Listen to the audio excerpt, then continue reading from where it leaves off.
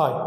Exam point of എക്കണോമിക്സുമായിട്ട് ബന്ധപ്പെട്ട് നമുക്കിപ്പോൾ പല പരീക്ഷകൾക്കും ആവർത്തിച്ച് വന്നുകൊണ്ടിരിക്കുന്ന രണ്ട് വളരെ പ്രധാനപ്പെട്ട ടേംസ് ആണ് ഫാക്ടർ കോസ്റ്റ്, അതുപോലെ തന്നെ മാർക്കറ്റ് പ്രൈസ്. ഇത് രണ്ടും എന്താണെന്ന് വളരെ സിമ്പിൾ ആയിട്ട് റിയൽ ലൈഫ് എക്സാമ്പിളൊക്കെ വെച്ച് നമുക്കൊന്ന് പഠിച്ചാലോ. വാ, ആദ്യം നമുക്ക് എന്താണ് ഫാക്ടർ കോസ്റ്റ് എന്ന് നോക്കാം. ഫാക്ടർ കോസ്റ്റിന്റെ ഡെഫിനിഷൻ നോക്കുകയാണെങ്കിൽ ഫാക്ടേഴ്സ് ഓഫ് പ്രൊഡക്ഷനുമായിട്ട് ബന്ധപ്പെട്ട് നമ്മൾ ചെലവഴിക്കേണ്ടി വരുന്ന അമൗണ്ടിനെയാണ് ഫാക്ടർ കോസ്റ്റ് എന്ന രീതിയിൽ പറയുന്നത്.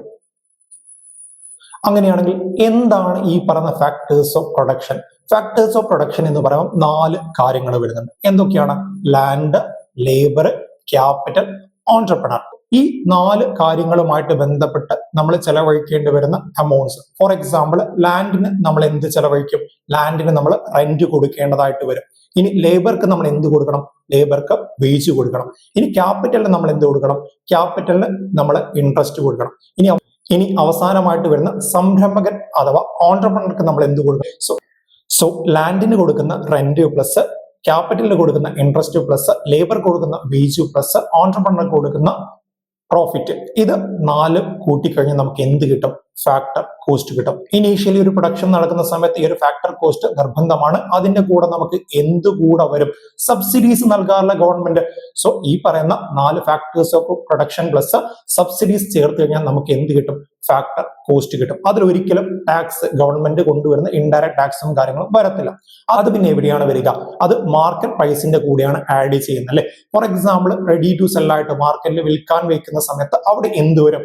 ഇൻഡയറക്ട് ടാക്സ് വരും. ആ ഒരു ഇൻഡയറക്ട് ടാക്സ് വരുമ്പോൾ സബ്സിഡീസ് അതിൽ നിന്ന് മൈനസ് ചെയ്യും. സിമ്പിൾ ആയിട്ട് ഞാൻ പറഞ്ഞുതരാം. റിയൽ ലൈഫ് ഒരു കാർ മാനുഫാക്ചറിങ് കമ്പനിയിൽ കാർ പ്രൊഡക്ഷൻ നടത്തുന്ന സമയത്ത് നമ്മൾ ഈ പറഞ്ഞ 4 കാര്യങ്ങൾ വരുമല്ലോ: ലാൻഡ്, ലേബർ, ക്യാപിറ്റൽ, ഓൺട്രപ്രണർ. നമ്മൾ ഈ പറഞ്ഞതുപോലെ റെന്റ്, വേജ്, ഇൻട്രസ്റ്റ്, അതുപോലെ പ്രോഫിറ്റ്. ഈ 4 കാര്യങ്ങളും ഒരു പ്രൊഡക്ഷൻ കാർ നിർമ്മിക്കുന്ന സമയത്ത് ഗവൺമെന്റ് എന്ത് കൊടുക്കും?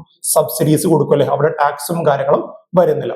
എന്നാൽ ഇത് റെഡി ടു സെൽ ആയിട്ട് മാർക്കറ്റിലേക്ക് എത്തുന്ന സമയത്ത് ഈ പൈസ മാത്രം നിങ്ങൾ കൊടുത്താൽ മതിയോ? അതായത് ഈ പറഞ്ഞ rent plus wage plus interest plus profit കൂട്ടിക്കഴിഞ്ഞാൽ കിട്ടുന്ന ഒരു എമൗണ്ട് മാത്രം നിങ്ങൾ കൊടുത്താൽ മതിയോ? ഫോർ എക്സാമ്പിൾ, അത് കൂട്ടിയിട്ട് കാറിന് 7 ലക്ഷം രൂപയാണെങ്കിൽ അത് മാത്രം മതിയോ? പോരാ. നമ്മൾ ഓൺ റോഡ് കാർ ഇറക്കുന്ന സമയത്ത് ടാക്സ് കൂടെ കൊടുക്കേണ്ടതായിട്ട് വരും അല്ലെ. സോ ആ ഒരു ടാക്സ് കൂടെ വരുന്ന സമയത്താണ് മാർക്കറ്റ് പ്രൈസ് എന്ന രീതിയിൽ പറഞ്ഞത്. സോ മാർക്കറ്റ് പ്രൈസും ഫാക്ടർ കോസ്റ്റും തമ്മിലുള്ള വ്യത്യാസം ചോദിച്ചാൽ market price equal to factor cost plus എന്ത് വരും? ഇൻഡയറക്ട് ടാക്സ് വരും. അതിൽ നിന്ന് എന്ത് മൈനസ് എടുക്കണം?